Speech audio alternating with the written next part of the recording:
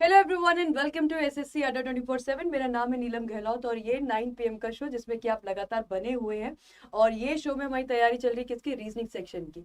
Reasoning वो एक एक टॉपिक इस तरह से आपका यहाँ पे सेशन में चल रहा है कि हर एक टॉपिक को कवर कराया जा रहा है। यानी कि ये जो सेशन है, ये जो शो है आपका 9 बजे का, यहाँ पर आपको हर एक टॉपिक कवर कराया जा रहा है।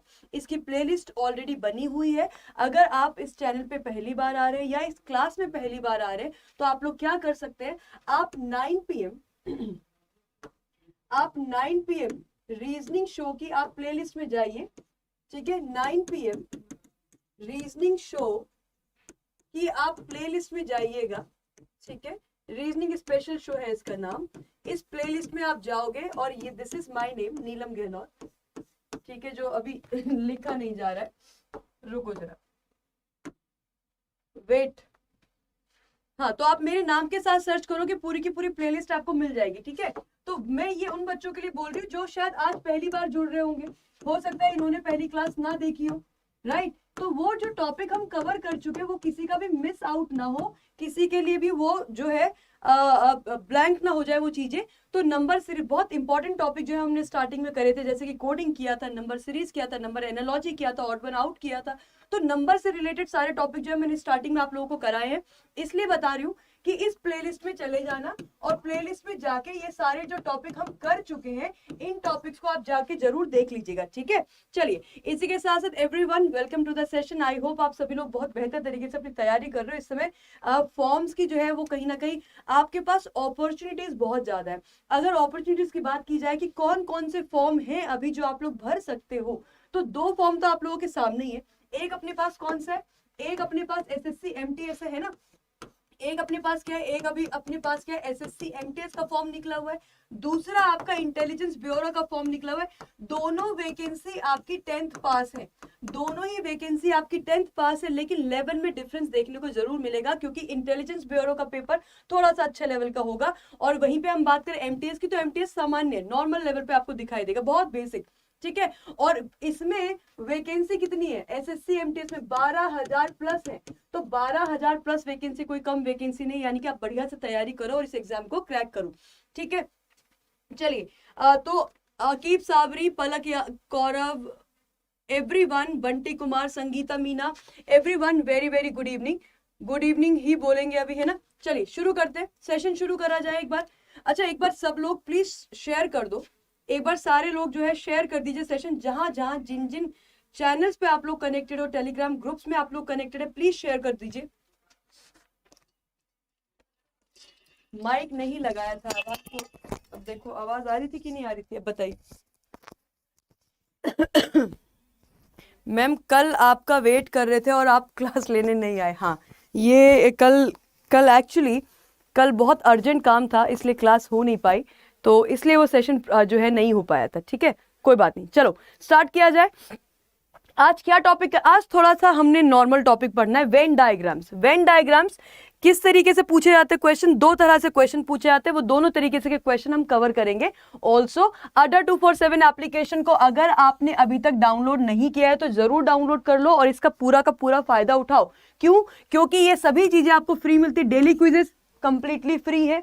रोज आप अपनी एक डेली क्विज कर सकते हो, मैथ्स की कर सकते हो, इंग्लिश की कर सकते हो, रीजनिंग की कर सकते हो, साइंस की कर सकते हो, जीके की कर सकते हो, करंट अफेयर्स की कर सकते हो। उसके साथ साथ करंट अफेयर्स हैं, उसके साथ सब्जेक्ट वाइज क्विजेज हैं। मतलब अगर आप डेडिकेशन के साथ ना कोई एक चीज भी फॉलो करोगे तो चीजें उसी से क्लियर होंगी। आपको कंसिस्टेंसी जरूर बना के रखनी पड़ती है। ऐसा नहीं है कि आज हमने कर ली 16 घंटे पढ़ाई और कल हम गायब है, परसों हम बिल्कुल ही गायब है। तो किसी भी चीज को अचीव करने के लिए आपको कंसिस्टेंट होने की जरूरत है। ठीक, चलिए ओके। रविंद्र, मैं आपका कमेंट पढ़ रही हूँ। 55 क्वेश्चन किए हैं और मुझे 48 क्वेश्चन सही हैं। महाराष्ट्र से हूँ, जनरल कैटेगरी में सिलेक्शन हो जाएगा। रविंद्र, आप कौन से एग्जाम की बात कर रहे हो? जीडी की बात कर रहे हो क्या? अगर जीडी की बात कर रहे हो तो बताइए। चलिए, तो पहला क्वेश्चन हमारी स्क्रीन पे वेन डायग्राम्स का। वेन डायग्राम में क्या होता है? हमें 3 वर्ड्स दिए जाते हैं। 3 वर्ड कैसे हो सकते हैं? जैसे आपसे पूछ लिया जा सकता है कि कैट, डॉग और एनिमल। क्या पूछ लिया आपसे? कैट, डॉग और एनिमल। अब मुझे क्या करना है? मुझे 3 सर्कल से रिप्रेजेंट करना है कैट को, डॉग को और एनिमल को। ठीक है, अब हमें क्या पता है? हमें ये पता है, हमारी जो बेसिक समझ है, जो हम अपने एनवायरनमेंट में देखते हैं, अपने चारों तरफ देखते हैं, वो समझ आपकी इस रीजनिंग के टॉपिक में लगती है। आपने क्या ऐसा देखा है कि ये जो कैट और डॉग दोनों ही क्या एक प्रकार के एनिमल है, जानवर है? तो आप क्या करोगे, एनिमल क्लास में, है ना, ये बड़े वाला सर्कल किसको दिखाएगा, एनिमल्स को दिखाएगा, और इस बड़े वाले सर्कल में आप क्या रखोगे, कैट को भी रखोगे और डॉग को भी रखोगे। लेकिन ऐसा तो नहीं करोगे ना कि कैट और डॉग को आपस में मिला दिया कि कुछ डॉग्स जो है वो कैट है और कुछ कैट जो है वो डॉग है। नहीं, वो कहाँ होता है, वो सिलोजिज्म वाले टॉपिक में होता है। फिलहाल जो हमारी बेसिक समझ है चीजों को लेकर, जो हम अपने आसपास अपने एनवायरनमेंट में देखते हैं, है ना, वो ज्ञान आपको यहाँ पे इन क्वेश्चन में लगाना होता है। मतलब ये बेसिक कॉमन सेंस वाला टॉपिक है, जो हमें पढ़कर नहीं करना है, जो हमें अपनी समझ से करना है। ठीक है, चलिए, तो पहला क्वेश्चन हमारी स्क्रीन पे क्या है, शार्क्स, वेल और टर्टल। टर्टल क्या होता है, कछुआ, है ना। तो शार्क और वेल ये दो अलग तरह की क्या है, मछलियां हैं, है ना। शार्क और वेल्स क्या हैं, दो अलग तरह की मछलियां, और कछुआ तो एक अलग ही प्राणी हो गया। तो हम क्या करेंगे, तो हम इन तीनों को बिल्कुल अलग अलग रिप्रेजेंट करेंगे। ये शार्क है, ये वेल है और ये टर्टल है। ऐसा नहीं देखा किसी ने कि कुछ शार्क आपको वेल होती दिखाई दे रही हो या टर्टल जो है वो वेल बन रहा है, ऐसा नहीं है ना। तो सीधे सीधे हाँ, इसमें वेल को हम क्या बोलते हैं, वेल को हम मैमल भी बोलते हैं। वेल क्या है, वेल आपका मैमल क्लास में आता है। ठीक है, चलिए आगे बढ़ेंगे, नेक्स्ट क्वेश्चन पे आते हैं। नेक्स्ट क्वेश्चन आप लोगों की स्क्रीन पर है, ये blue eyed comma females comma doctor, नीली आंखों वाले कॉमा औरतें कॉमा डॉक्टर। अब जरा सोचो, अपनी सोच से बताइए कि क्या इसका आंसर सही हो सकता है। क्या आंसर आपको लगता है कि करेक्ट होगा यहाँ पे, नीली आंखों वाले, औरतें और डॉक्टर।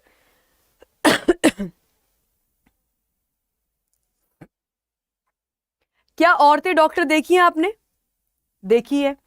क्या किसी डॉक्टर की आंख नीली हो सकती है? हाँ, हो सकती है।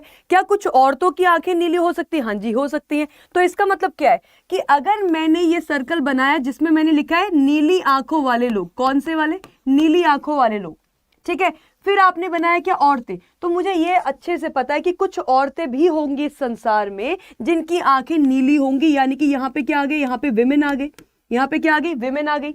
अच्छा, डॉक्टर, क्या हमने महिला डॉक्टर देखी है, क्या हमने विमेन डॉक्टर देखी है? बिल्कुल देखी है।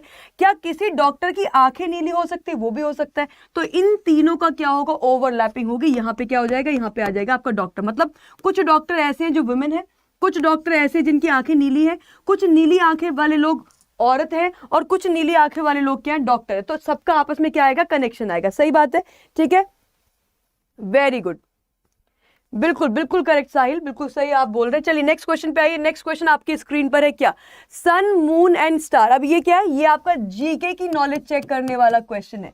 जनरल नॉलेज आपकी सही है कि नहीं है, ये वो चेक कर रहा है। तो यहां पे लिखा है सन मून एंड स्टार, इसको कैसे प्रेजेंट करोगे, कैसे रिप्रेजेंट करोगे? ये बफरिंग आप मेरे साइड से हो रही है क्या?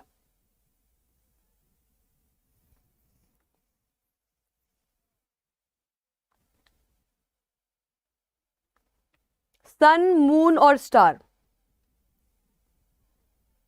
बताओ क्या आंसर बनेगा? ऑप्शन नंबर डी और ऑप्शन नंबर सी, हम दो ऑप्शन बता रहे हैं और दो ऑप्शन हम अपनी अपनी समझ से सही बताने की कोशिश कर रहे होंगे, लेकिन सही है क्या, सही ऑप्शन है क्या?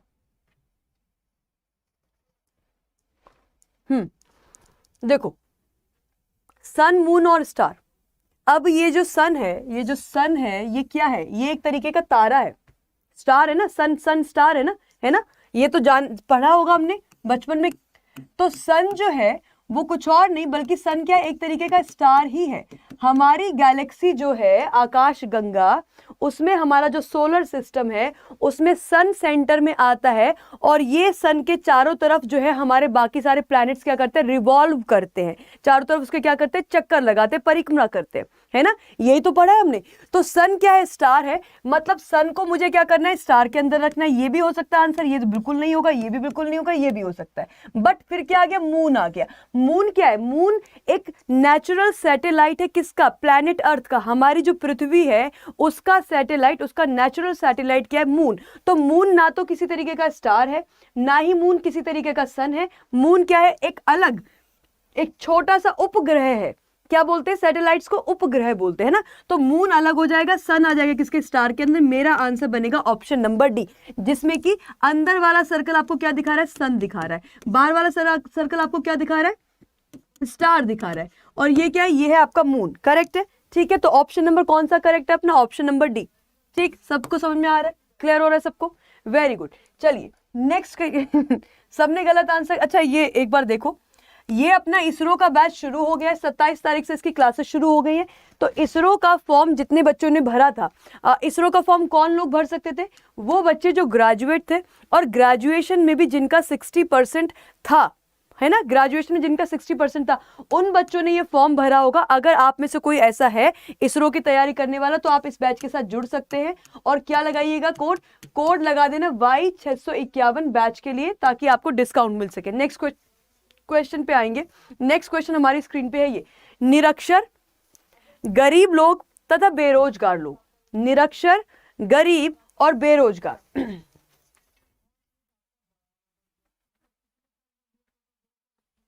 बताइए क्या होगा आंसर।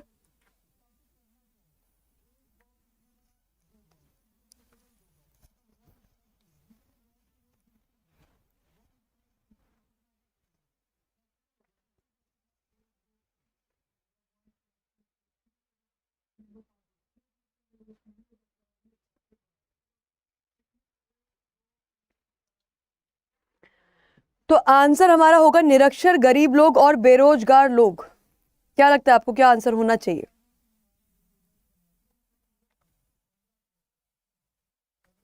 Option number B. देखो, क्या आप, हमें ऐसा लगता है कि अगर कोई बेरोजगार है तो वो गरीब भी हो सकता है और वो अमीर व्यक्ति भी हो सकता है ना। बेरोजगारी का मतलब क्या है कि काम नहीं है भाई इंसान के पास, राइट। तो बेरोजगार इंसान एक अमीर व्यक्ति भी हो सकता है और एक गरीब व्यक्ति भी हो सकता है। तो अगर मैंने ये सर्कल बनाया किसका, मैंने ये सर्कल बनाया किसका, बेरोजगार का, ठीक है, बेरोजगार का। तो ये बेरोजगार जो है ये अमीर और गरीब दोनों हो सकता है। तो ये क्या होगा, गरीब के साथ इसमें कुछ मैचिंग होनी चाहिए, हाँ होनी चाहिए। निरक्षर, जो पढ़ा लिखा नहीं है। अब जो व्यक्ति पढ़ा लिखा नहीं है वो गरीब हो सकता है, हाँ हो सकता है। जो व्यक्ति पढ़ा लिखा नहीं है क्या वो बेरोजगार हो सकता है, हाँ हो सकता है। तो तीनों का ओवरलैपिंग होगा ना, तीनों क्या होंगे, तीनों आपस में जुड़े हुए होंगे। तो ये इस तरीके से बनेगा, यानी कि यहां पे हम क्या दिखा रहे हैं, यहां पे हम दिखा रहे हैं इलिटरेट यानी कि निरक्षर व्यक्ति को, यहां पे हमने गरीब व्यक्ति को दिखाया, यहां पे हमने बेरोजगार को दिखाया। तो ऑप्शन नंबर बी 100% क्या होगा आपका सही आंसर होगा। ठीक है, क्लियर है, ओके। चलिए नेक्स्ट क्वेश्चन पे आते हैं। तो कुछ बच्चे डी बोल रहे, डी नहीं होगा। डी इसलिए नहीं होगा, डी इसलिए नहीं होगा क्योंकि डी में आप क्या दिखा रहे हो, डी में आप ये दिखा रहे हो कि दो सर्कल का आपस में कोई कनेक्शन नहीं है, जबकि तीनों सर्कल आपस में कनेक्टेड होंगे। ठीक है, चलिए नेक्स्ट पे आइए। नेक्स्ट क्वेश्चन हमारी स्क्रीन पे, राष्ट्र, जिला और राज्य। ये तो आप सबको पता ही है, ये गड़बड़ कोई नहीं करेगा। अगर ये क्वेश्चन भी आपने गलत किया तो फिर भगवान मालिक है आपका, फिर कुछ नहीं हो पाएगा। राष्ट्र, राज्य और जिला, राज्य मतलब स्टेट, जिला मतलब डिस्ट्रिक्ट और देश मतलब नेशन, है ना। तो क्या होगा इसका आंसर, ऑप्शन नंबर बी।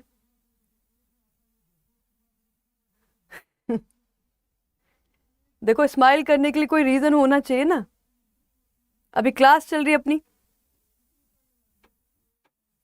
कुछ बच्चे अभी अभी सोकर उठ कर आए हैं, वो गुड मॉर्निंग भी बोल रहे हैं, गुड मॉर्निंग। बी ऑप्शन, क्या बात, ये बी ऑप्शन बिल्कुल सही है। क्यों, क्योंकि एक नेशन के अंदर ही क्या होगा, जिला होगा, सॉरी जिला नहीं स्टेट होगा, और स्टेट के अंदर क्या होंगे आपके जिले होंगे, राइट। तो सबसे बड़ा हमारा देश, उसके अंदर उसके विभाजन कैसे किए गए, स्टेट वाइज किए गए। स्टेट के अंदर क्या होते हैं, स्टेट के अंदर बहुत सारे शहर होते हैं, गांव होते हैं, जिले होते हैं, डिस्ट्रिक्ट्स होती हैं। तो आंसर क्या होगा आपका, ऑप्शन नंबर बी हमारा आंसर होगा। नेक्स्ट क्वेश्चन पे आओ, लोग, महिलाएं और माताएं, महिलाएं, माताएं और लोग, people, women and mothers, people, women and mothers. बताइए क्या होगा आंसर। एक ऑप्शन नन ऑफ दीज भी है। अगर आपको ऐसा लगे कि इनमें से कोई ऑप्शन मेरा आंसर नहीं, तो आप ये भी मार्क कर सकते हैं। ये ऑप्शन है आप लोगों के पास। मैम कल वाला क्लास शो क्यों नहीं हो रहा है अंजलि, कल वाला क्लास क्योंकि हुआ नहीं है इसलिए शो नहीं हो रहा है, कल की क्लास नहीं हुई है।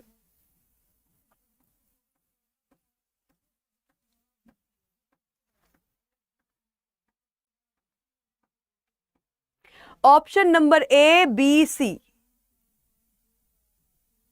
ए बी सी। ओके, देखो ये तीनों आंसर सही लग रहे हैं। एक बात बताओ, कॉमन सेंस का इस्तेमाल करेंगे सब लोग, छुपा के कोई नहीं रखेगा। ये पीपल, ये विमेन और ये मदर। एक बात बताओ, अगर मदर की बात की जाए, माँ की बात की जाए, तो अगर कोई भी मदर है ना, कोई भी अगर मदर है तो वो वुमेन तो होगी ना। कोई भी महिला अगर माँ है तो वो महिला तो पहले होगी ना। यानी कि सारी की सारी जो मदर्स हैं, माँ हैं, वो क्या होंगी, वो विमेन होंगी। जो सारी की सारी महिलाएं हैं, सॉरी मदर्स हैं, वो वुमेन तो होंगी। तो ये तो 100% तय है। अच्छा एक बात बताओ, पीपल क्या एक औरत, एक इंसान है? हाँ है।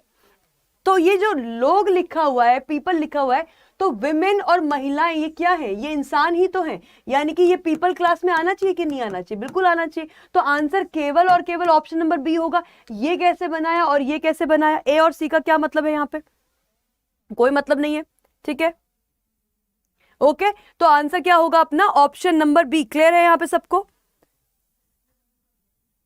ठीक है, कुछ बच्चे अभी भी आंसर ऑप्शन नंबर ए कर रहे हैं। अब वो क्यों कर रहे हैं ये चलिए नेक्स्ट क्वेश्चन पे आइए। नेक्स्ट क्वेश्चन, सूर्य, चंद्रमा तथा अणु यानी कि मॉलिक्यूल। सूर्य, चंद्रमा तथा मॉलिक्यूल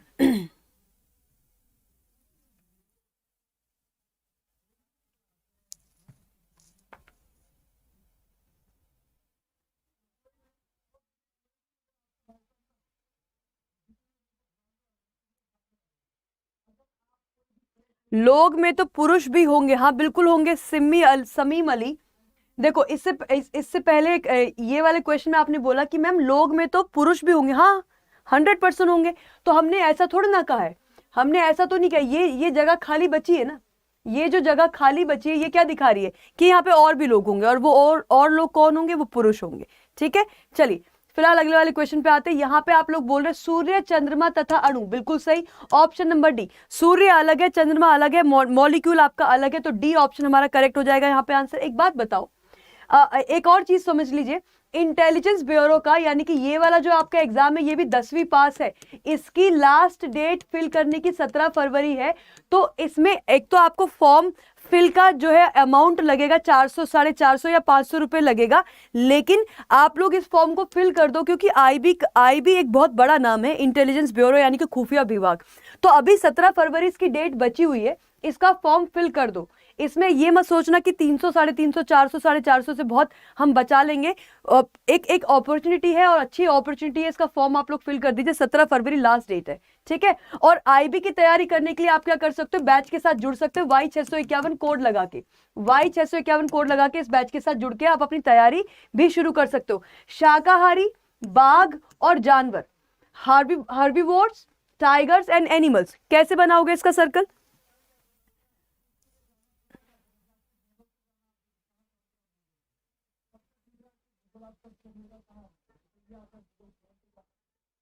पोस्ट इसमें अगर आईबी की मैं बात करूं तो आईबी में पोस्ट आपके निकले 1675, पोस्ट कम ही है लेकिन नाम बहुत बड़ा है और 10वीं पास है, यानी कि 10th पास आपका सिलेबस है इसमें, ठीक है।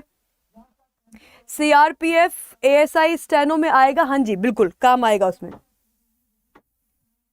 ऑप्शन नंबर बी पहला आंसर आ रहा है, तो बी एक आंसर आप लोग बोल रहे हो, एक आंसर आप लोग बोल रहे हो सी, दो आंसर आ रहे हैं। एक बात बताओ, ये बाघ कभी शाकाहारी तो नहीं होगा, तो बाघ अलग जाएगा, शाकाहारी आपका अलग जाएगा, ये 100% पता है हमको। तो अगर मैंने बाघ को बनाया इस सर्कल से तो शाकाहारी बिल्कुल अलग। बाघ और शाकाहारी का कोई मतलब नहीं आपस में।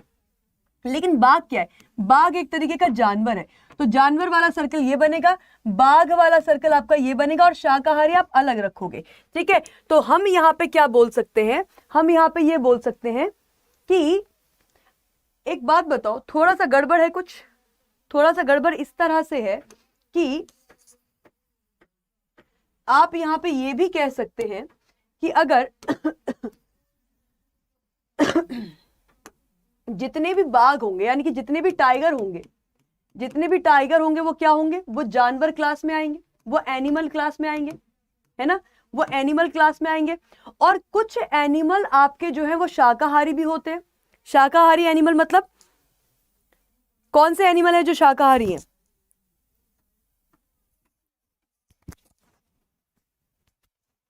तो ए बी सी में से हमें कौन सा आंसर सही लग रहा है? मेरे ख्याल से इसका करेक्ट स्ट्रक्चर कुछ ऐसे बन के आना चाहिए, क्योंकि शाकाहारी इंसान भी होते हैं और जानवर भी होते हैं, ऐसा कोई ऑप्शन इन्होंने दिया नहीं है।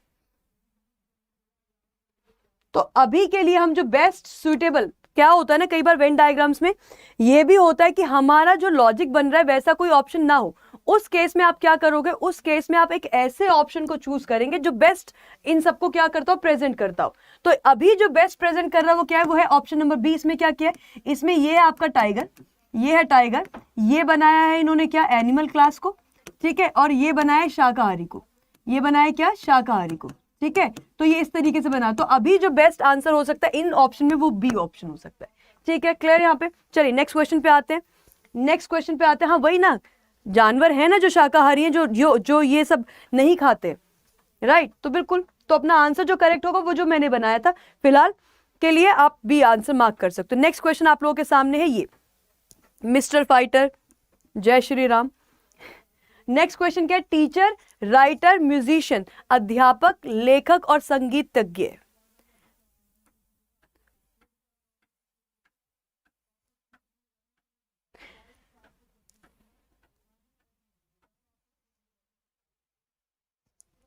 क्या होगा इसमें आंसर? अध्यापक, लेखक और संगीतज्ञ। अब हमें इसको ऐसे देखना होगा कि क्या एक टीचर राइटर हो सकता है? बिल्कुल, आपने इसी चैनल पे देखे हैं बहुत सारे फैकल्टीज अपनी बुक रिलीज करते हैं, बुक्स आपके सामने लेकर आते हैं, करंट अफेयर्स की, कभी किसी की कभी किसी की, है ना? तो क्या एक अध्यापक राइटर हो सकता है, लेखक हो सकता है? हाँ जी हो सकता है। क्या एक म्यूजिशियन राइटर हो सकता है? बिल्कुल हो सकता है। अब यहाँ पे ऐसा मत करना, ऐसा मत करना कि एक आ गया प्राइम मिनिस्टर, ठीक है, और एक आ गया प्रेसिडेंट, ठीक है। अब ये क्या है? ये हमारी कॉन्स्टिट्यूशनल पोजीशंस है, या कॉन्स्टिट्यूशनल क्या है? पोस्ट है। कॉन्स्टिट्यूशन में साफ साफ लिखा हुआ है कि अगर एक इंसान प्रेसिडेंट है, या जो है स्टेट असेंबली का इलेक्शन लड़ रहा है, या आपका पीएम बनने की दावेदारी कर रहा है, तो वो किसी और प्रोफेशन में नहीं हो सकता, किसी और बिजनेस में नहीं हो सकता। या मैं बात करूं, जो हमारा सुप्रीम कोर्ट का, हाई कोर्ट का जज है या वकील है, ये किसी और प्रोफेशन में नहीं हो सकते, कॉन्स्टिट्यूशन इसकी इजाजत नहीं देता है। लेकिन ये जो टीचर है, ये एक ऐसा प्रोफेशन है कि इसके साथ साथ कुछ और चीज भी की जा सकती है। म्यूजिशियन है, इसके साथ साथ कुछ और भी चीज की जा सकती है। लेखक है, इसके साथ कुछ और भी किया जा सकता है। तो ये ऐसे प्रोफेशन है जिनमें आप कुछ और काम भी साथ के साथ कर सकते हैं। तो जो सही आंसर आएगा वो आएगा इन तीनों की ओवरलैपिंग, ऑप्शन नंबर बी, ठीक है। तो अपना करेक्ट आंसर क्या होगा? Option number B, right. चलिए नेक्स्ट क्वेश्चन पे आइए, और नेक्स्ट क्वेश्चन हमारी स्क्रीन पे है गायक, लड़के, नर्तकी, यानी कि सिंगर्स, बॉयज और डांसर्स। अब ध्यान से इसको भी करना है आपको। मैम एसएससी जीडी के लिए कोई स्पेशल क्लास बताओ। एसएससी जीडी का तो अभी आपका इस साल वाला एग्जाम हो गया है ओवर, लेकिन जो आपका ये एमटीएस वाले बैचेस चल रहे हैं, फ्री क्लासेस चल रहे हैं, आप वहां पे जाके जीडी की तैयारी कर सकते हो बड़े आराम से। ऑप्शन नंबर बी,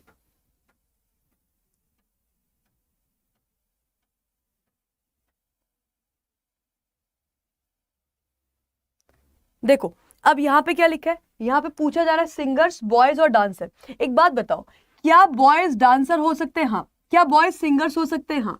क्या जो सिंगिंग में है, क्या वो डांसिंग में भी हो सकता है? अभी तो टैलेंट है ना अपना अपना, कि कोई व्यक्ति सिंगर और डांसर उतना ही बखूबी हो सकता है। तो इसका मतलब ये तीनों चीजें फिर से क्या होंगी? ओवरलैप करेंगी। अगर ये बॉयज है तो हम ये कहना चाहते हैं कुछ बॉयज डांसर हो सकते हैं, कुछ बॉयज सिंगर हो सकते हैं, कुछ सिंगर जो है वो बॉयज हो सकते हैं, कुछ सिंगर जो है वो डांसर हो सकते हैं, कुछ डांसर बॉयज हो सकते हैं और कुछ डांसर क्या हो सकते हैं? सिंगर हो सकते हैं। तो तीनों की क्या होगी? ओवरलैपिंग होगी, ठीक है। चलिए नेक्स्ट क्वेश्चन पे आएंगे। नेक्स्ट क्वेश्चन हमारी स्क्रीन पे क्या है? प्रबंधक यानी कि मैनेजर, लेबर यूनियन यानी कि मजदूर संगठन, और वर्कर यानी कि श्रमिक।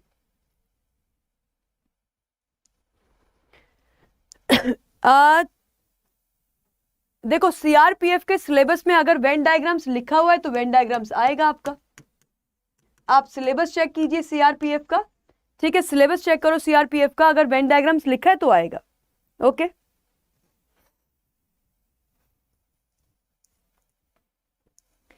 प्रबंधक यानी कि मैनेजर, मजदूर संगठन, श्रमिक, क्या बनेगा इसका आंसर? अच्छा एक बात बताओ, जो श्रमिक है यानी कि जो वर्कर है वो लेबर यूनियन के अंदर आएगा, करेक्ट है? जो वर्कर है, श्रमिक है, वो लेबर यूनियन के अंदर आएगा। तो श्रमिक को करोगे आप कहां? लेबर यूनियन के अंदर। और प्रबंधक यानी कि मैनेजर तो एक अलग पोस्ट हो गई, एक अलग जो है चीज होगी, तो मैनेजर अलग जाएगा आपका। इसका सही आंसर बनेगा आपका ऑप्शन नंबर ए। सही आंसर क्या बनेगा? ऑप्शन नंबर ए। नेक्स्ट क्वेश्चन पे आइए, नेक्स्ट क्वेश्चन पे आइए।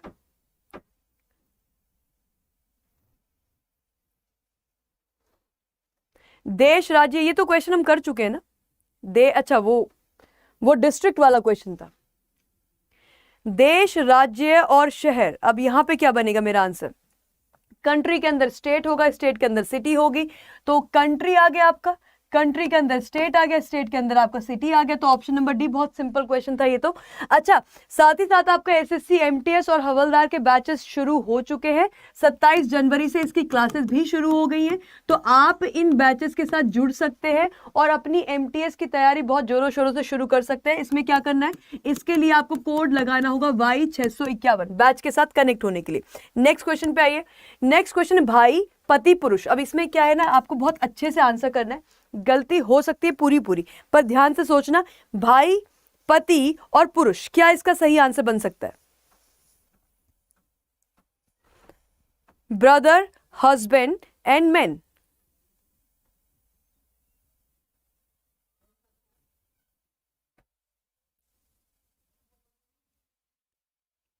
मैम लड़के नर्तकी, वो नर्तकी गलत लिखा है, इंग्लिश में भी लिखा था।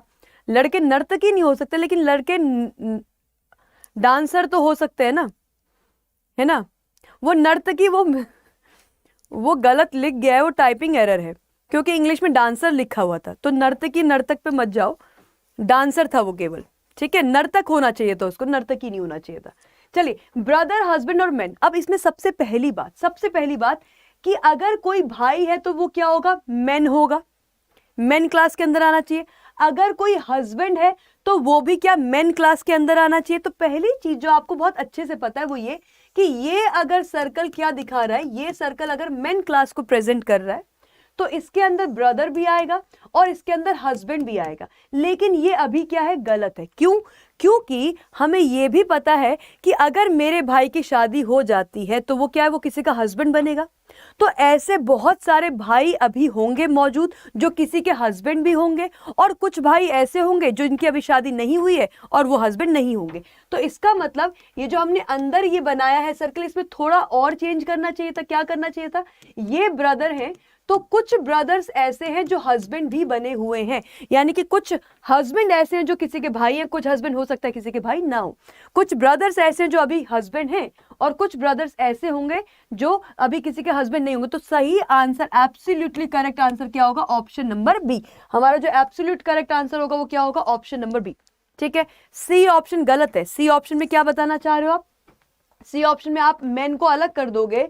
तो एक बात बताओ, क्या अगर कोई इंसान भाई है तो वो आदमी तो है ना? पहली बात, अगर कोई इंसान किसी का हस्बैंड तो आदमी तो है ना, है ना? तो ये बात तो हमको सबसे पहले देखनी चाहिए कि यदि कोई इंसान भाई है, पति है, तो सबसे पहली बात वो पुरुष तो हो गई, पुरुष क्लास में तो रखोगे ना उसको, है ना? चलिए नेक्स्ट क्वेश्चन पे आओ। नेक्स्ट क्वेश्चन आप लोगों की स्क्रीन पर है। अब ये दूसरे वाले वेन डायग्राम है, ये इजी वाले हैं, है ना? ये बहुत ही आसान वाले, ये एक एक बच्चा आंसर करेगा और बिल्कुल करेक्ट आंसर करेगा। मैम आपकी क्लास की टाइमिंग क्या है? पूनम, टाइमिंग यही है अपनी 9 PM, 9 बजे क्लास शुरू होती है अपनी, 9 PM।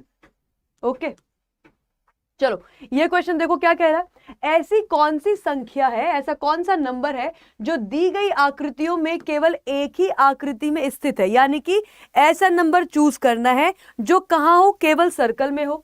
ऐसा नंबर चूज करना है जो कहां हो? केवल रेक्टेंगल में हो। और कहां हो? केवल आपके स्क्वायर में हो। तो सिंगल जगह पे जो नंबर दिखाई दे रहा है, ऐसा कौन सा वाला ऑप्शन लगता है आपको?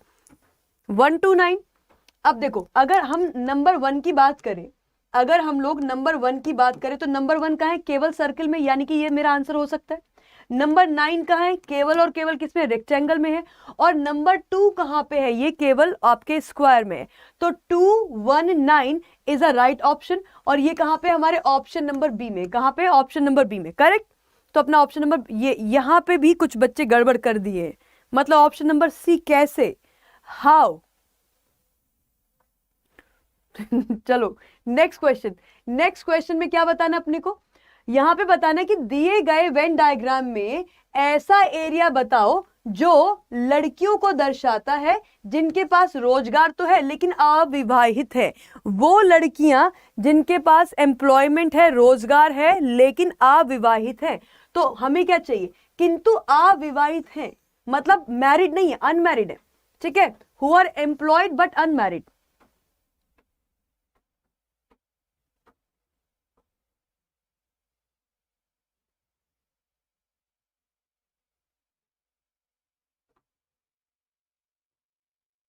ये देखते हैं कितने बच्चे ये आंसर सही करते हैं।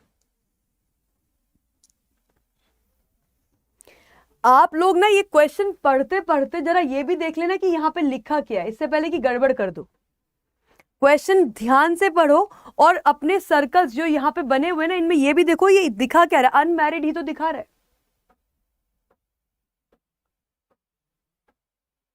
बताओ क्या आंसर होना चाहिए इसका। ये जो बच्चे आंसर ऑप्शन नंबर डी कर रहे हैं ना, वेरी गुड, बहुत बढ़िया, अपने आप को शाबाशी दे सकते हो तुम, क्योंकि यहाँ पे प्रेजेंस ऑफ माइंड जरूर दिखाना चाहिए। क्यों, क्योंकि देखो क्वेश्चन को ना लिखने का ढंग थोड़ा ऐसे रखा कि गलती होनी ही होनी है। क्यों, ध्यान से पढ़ना, क्या बोला है कि ऐसा एरिया बताइए जिसमें लड़कियां हो जिनके पास रोजगार है लेकिन क्या है, अविवाहित है। तो ये सर्कल तो अविवाहित लड़कियों को ही दिखा रहा है ना, तो मतलब मुझे गर्ल्स चाहिए, ये वाला सर्कल चाहिए, मुझे वो गर्ल्स चाहिए जो एम्प्लॉयड है यानी कि जिनके पास रोजगार है, ये वाला सर्कल चाहिए, और मुझे वो लड़कियां चाहिए जो अभी क्या है, जो अभी अविवाहित है, तो ये वाला सर्कल तो अविवाहित ही तो दिखा रहा है। मतलब तीनों सर्कल में जो नंबर कॉमन होगा वो मेरा आंसर होगा। वरना इससे पहले बहुत सारे बच्चे आंसर क्या कर रहे हैं, 2 कर रहे हैं, लेकिन 2 गलत है। 2 इसलिए गलत है क्योंकि 2 क्या दिखा रहा है, 2 केवल गर्ल्स और एम्प्लॉयड को दिखा रहा है, गर्ल्स जो कि एम्प्लॉयड है उनको दिखा रहा है, जबकि हमको क्या चाहिए, हमको तीनों सर्कल का कॉम्बिनेशन चाहिए। क्यों, क्योंकि ये वाला सर्कल आपका अनमैरिड ही तो है ना। तो क्या बनेगा आंसर, आंसर बनेगा आपका 5। ये बीच में सर्कल जो है, बीच वाला नंबर जो है, ये कॉमन नंबर, ये सब में कॉमन है ना, ये वाले सर्कल में भी है, ये वाले सर्कल में भी और ये वाले सर्कल में भी। तो आंसर आपका बनेगा ऑप्शन नंबर डी, यानी कि 5 एक करेक्ट आंसर यहां पे होगा। ठीक है मैम, लेटर एनालॉजी का क्लास कब स्टार्ट करूं। लेटर एनालॉजी मैं करवा चुकी हूं, प्लेलिस्ट में जाके देखो। ठीक है, चलिए नेक्स्ट क्वेश्चन पे आइए। नेक्स्ट क्वेश्चन है, कितने गत्ते के डिब्बे हैं जो सफेद नहीं हैं। अब देखो ऐसे क्वेश्चन पूछ पूछ के एग्जामिनर आपसे क्या पूछना चाहता है कि क्या आप ठीक से पढ़ लेते हैं, क्या आप नंबर पहचान पाते हो कि कौन से सर्कल में कौन सा नंबर है। ट्रायंगल और सर्कल को कॉमन कर दो।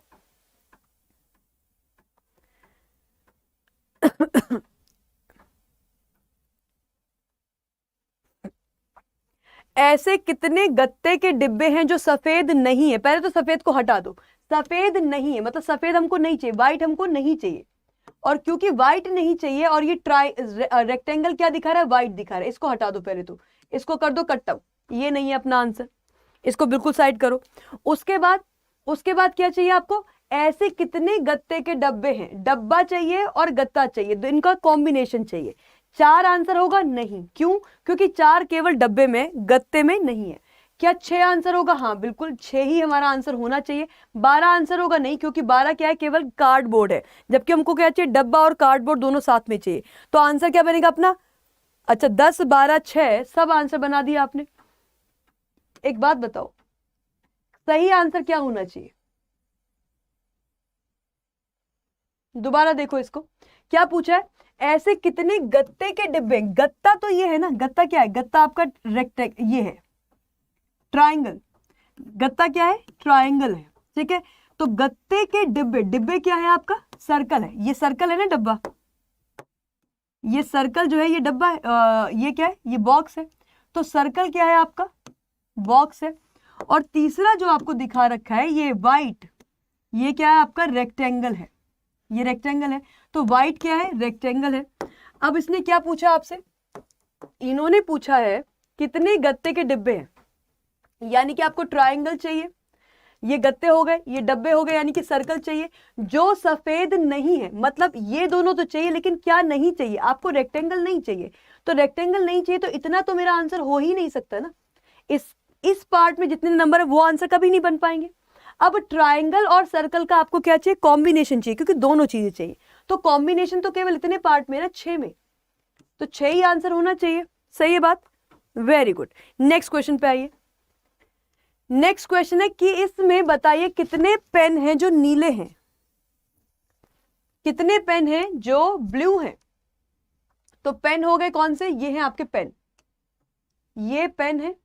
और हमें कैसे पेन चाहिए? हमें ब्लू पेन चाहिए, हमें ब्लैक नहीं चाहिए, ब्लैक नहीं चाहिए। कौन से चाहिए? ब्लू चाहिए। तो ये और ये का कॉम्बिनेशन आपको चाहिए, ऊपर वाले रेक्टेंगल का और नीचे वाले ट्राइंगल का कॉम्बिनेशन चाहिए। तो कौन सा आंसर आपको लगता है कि सही आंसर है? यहाँ पे देखो, क्या मैं इस 4 को आंसर करूंगी? ये 4, देखो अब 4 पता है क्यों नहीं होगा? ये वाला 4 क्यों नहीं होगा? क्यों? क्योंकि ये 4 ऊपर वाले ट्राइंगल में भी तो है, और ऊपर वाले ट्राइंगल तो ब्लैक वाले हैं, ब्लैक तो हमको नहीं चाहिए, राइट? तो 4 नहीं होगा अपना आंसर। 19 अपना आंसर बिल्कुल होगा, 100% हमारा आंसर क्या होगा? 19 होगा। क्यों? क्योंकि 19 नीचे वाले ट्राइंगल में भी है और रेक्टेंगल में भी है। अगर आप सोच रहे हो कि 16 आंसर होगा, तो 16 क्या है? केवल नीला है। हमें पेन चाहिए जो नीले हैं, वो कितने हैं? वो 19 है। तो अपना करेक्ट आंसर क्या होगा? ऑप्शन नंबर 19, यानी कि बी ऑप्शन। सही बात, ठीक है, ये बनेगा अपना आंसर। ओके, बढ़िया, वेरी गुड। चलिए नेक्स्ट क्वेश्चन पे आते हैं। नेक्स्ट क्वेश्चन आप लोगों के सामने है ये, कितनी झोपड़ियां, how many huts are covered and muddy. कितनी हट्स हैं जो कवर्ड भी हैं और मडी भी हैं, ठीक है? तो देखो कवर्ड क्या है, हमें क्या चाहिए? How many huts are covered and muddy, यानी कि सारी चीजों को कॉम्बिनेशन चाहिए। आपको हट्स भी चाहिए, आपको कवर्ड भी चाहिए, आपको मडी भी चाहिए। तो तीनों का कॉम्बिनेशन कहां बन रहा है? क्या 23 में बन रहा है तीनों का कॉम्बिनेशन? नहीं। क्या 21 में तीनों है? नहीं। क्या 12 में तीनों है? नहीं। 40 में नहीं। 16 में नहीं। क्या 9 में तीनों चीजें हैं? नहीं। किस में है तीनों चीजें? 19 में। क्यों? क्योंकि 19 में आपके सारे चीजें कंबाइन हो गई। ये वाला स्क्वायर आ गया, यानी कि हट्स वाला स्क्वायर आ गया, कवर्ड वाला स्क्वायर भी आ गया, और आपका सर्कल भी आ गया। तो तीनों चीजें चाहिए, यानी कि तीनों का कॉम्बिनेशन वाला मेरा आंसर बनेगा 19। बिल्कुल करेक्ट। तो आंसर क्या होगा आपका? 19। ऑप्शन लिखना भूल गया है यहाँ पे इंसान, कोई बात नहीं। चलो नेक्स्ट पे आओ। नेक्स्ट पे आज मतलब हमारा पूरा का पूरा सेशन कंप्लीट हुआ है। तो आज के सेशन में हमने वेन डायग्राम्स को कंप्लीट किया है। कल का सेशन आपका होगा ब्लड रिलेशन। कल का जो अपना सेशन है वो इंपॉर्टेंट होगा आप सभी बच्चों के लिए। क्यों? क्योंकि कल हम करने वाले एक नया टॉपिक जिसको हम बोलते हैं क्या? ब्लड रिलेशन, जिसमें हम सबको बड़ी तकलीफ होती है ना? हम सबको बहुत दिक्कत होती है ब्लड रिलेशन को सॉल्व करने में। तो ब्लड रिलेशन के आपके 2 क्लासेस हैं, इसमें ब्लड रिलेशन पार्ट 1 कल होगा, ब्लड रिलेशन पार्ट 2 आपका परसों होगा, ठीक है? चलिए